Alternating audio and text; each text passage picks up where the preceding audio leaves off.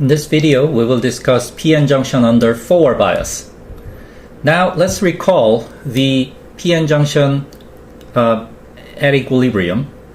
And the band diagram looks like this. There is a built-in electric field across the depletion region. And in the energy band diagram, that built-in electric field produces potential energy difference.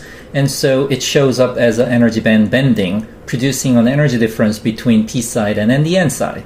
And the energy difference, of course, is related to the built-in potential. Now, when you apply reverse or forward bias, then it changes the band bending.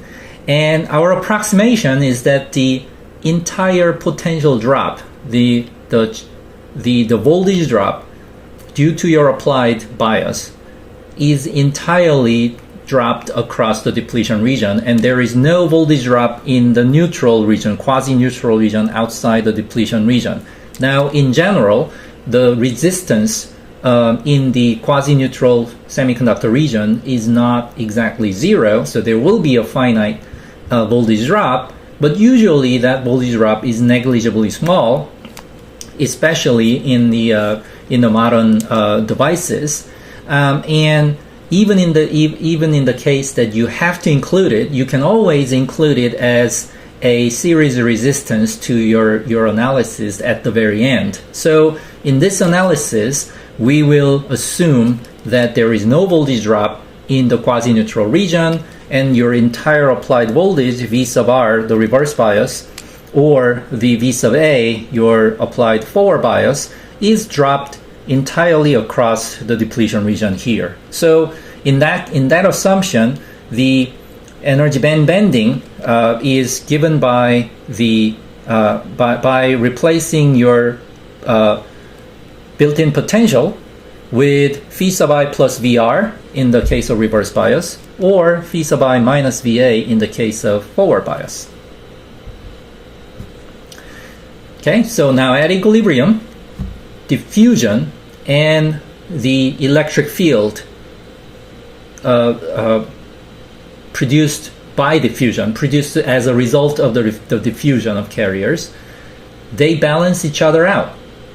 And so there is no net current. And obviously, when you don't apply any voltage, you shouldn't expect any current.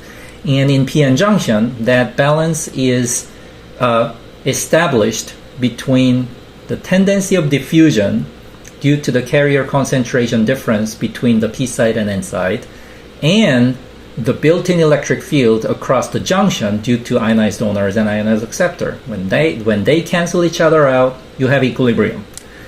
Under forward bias, you are lowering the energy barrier, or reducing band bending, or decreasing the built-in electric field. Therefore, diffusion takes place, diffusion prevails, and the diffusion moves the majority carriers to the opposite side. So there are a lot of carriers that can move, therefore you can expect a rapid increase in current. That's what happens in the forward bias. On the reverse bias, however, you increase the electric field. So the electric field prevails, the drift current will win. However, the direction of the electric field is in such a way that it tries to move minority carriers to the opposite side.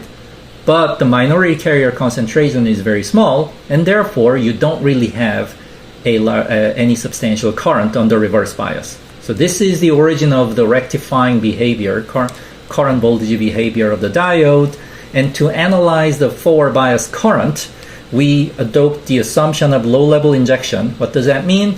That means under forward bias, majority carriers move to the opposite side. When they move to the opposite side, they become minority carriers. They are minority carriers there. And so the minority carrier density will increase.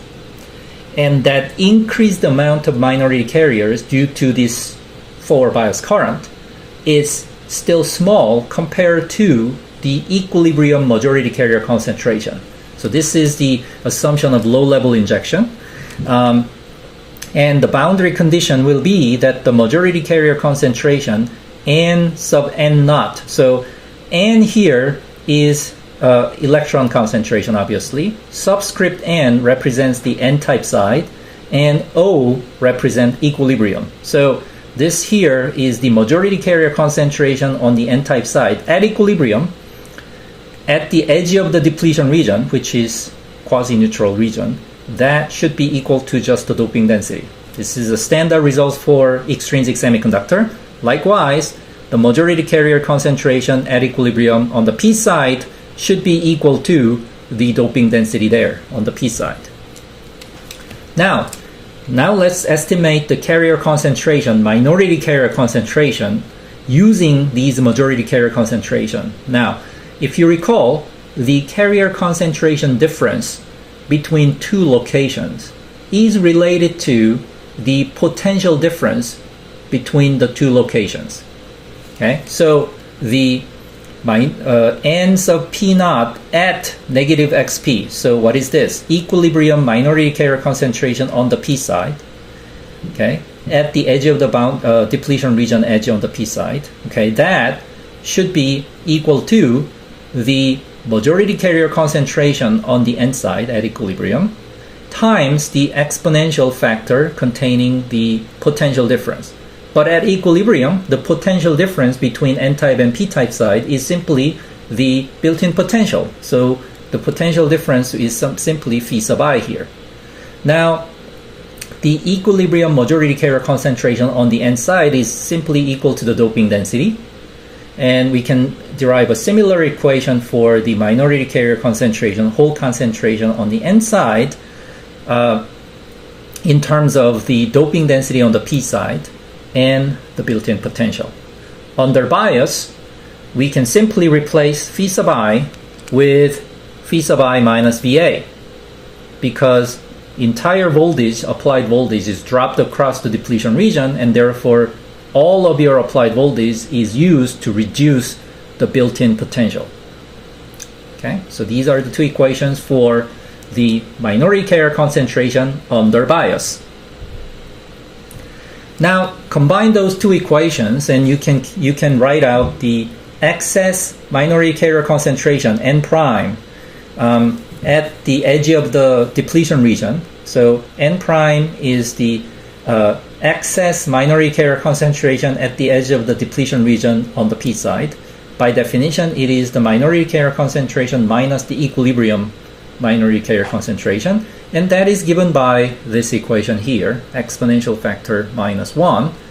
And similarly, you can derive a similar expression for the excess hole concentration on the n side, which is given by basically the same exponential factor here. So what does that tell us?